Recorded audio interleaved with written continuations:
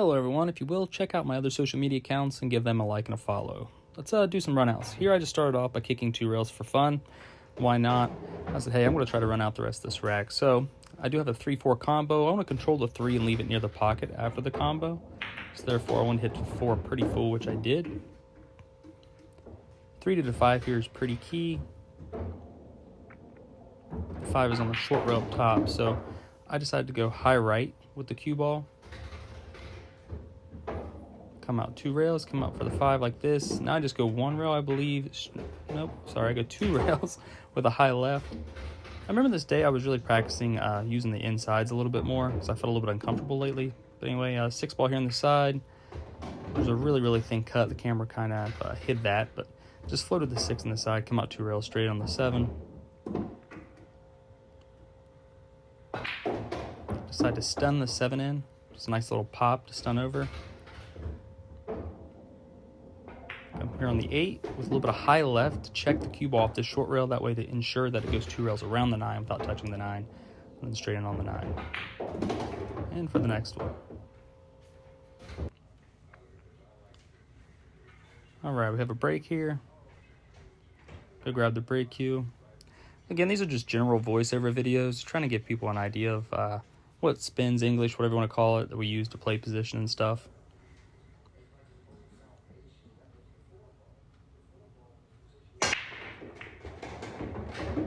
I broke, made the wing ball, accidentally made the 1 on the side. I was actually trying to play the 1 ball 2 rails down to where I was breaking so I could play shape on the 1, but I accidentally made the 1 on the side. So now I have a 2 ball cut in the corner, but the problem is the scratch comes into play.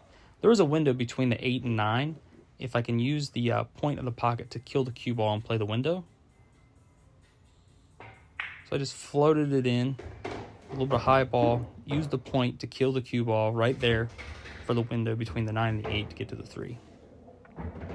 And I have done so successfully. I do remember this shot. I had to put a little bit of right spin to spin this 3 ball in. I could not just hit it with right English to avoid contacting other balls. I had to put left spin to spin the 3 in. So my position there was a little fortunate. I was trying to come between those balls somewhere, but I did definitely bump the 9, got a little fortunate here, but after this it was pretty simple. See me point my cue.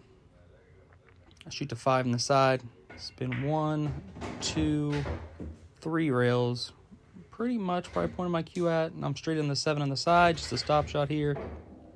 Low spin on the cue ball, stop. I ensured the correct angle to float the 8 in the side and then be able to roll up forward to be straight on the 9. So this here is just a high cue ball, high center cue ball, float up a little bit, take the cut in the 9. And that was a successful break and run. That first shot, shooting the 2 ball at the right speed to not scratch and use the point to kill the cue ball, was definitely key. This does come up quite a bit.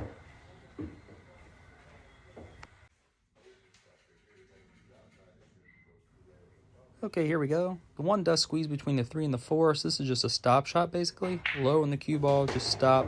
The 2 does go by the 6. The 6 is not impeding the path of the 2 to the pocket.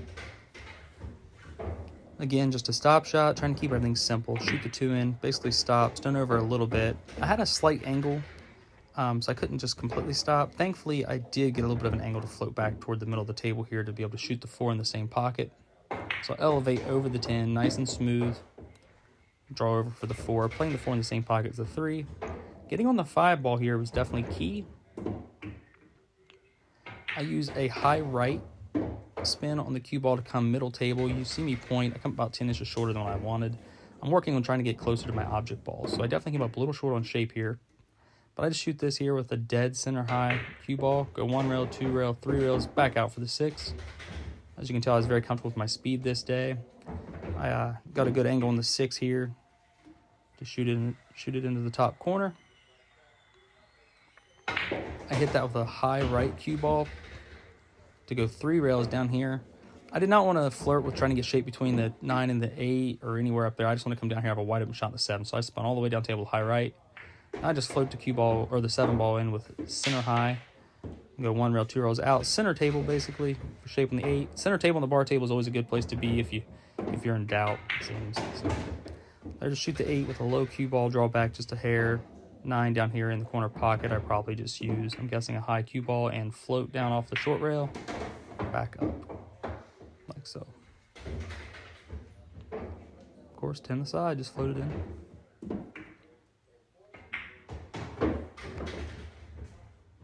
Okay, for this next shot, this is a tough shot here starting off. It's one in the corner. You want to hit this with a dead center high, maybe a little bit of left, high left. And go 1 rail, 2 rails, back out between the window, between the 2 and the 3. Even if I bump the 3, I'm probably okay. But I definitely wanted to hit that window and try not to hit the 3. So I got perfect here. Thankfully, I'm going to shoot the 2 in the bottom right corner here. I hit that with a slow, high right cue ball. Unfortunately, I came up short on my shape here. I left myself a little bad. Or hit a little hard, I'm sorry. So I overran. But anyway, I shoot the 3 in the side with a low right cue ball. And you can see if you go back and watch, the cue ball jerked very, very abruptly at that speed. That's all about speed with the spin. So now I have a good shot in the 4.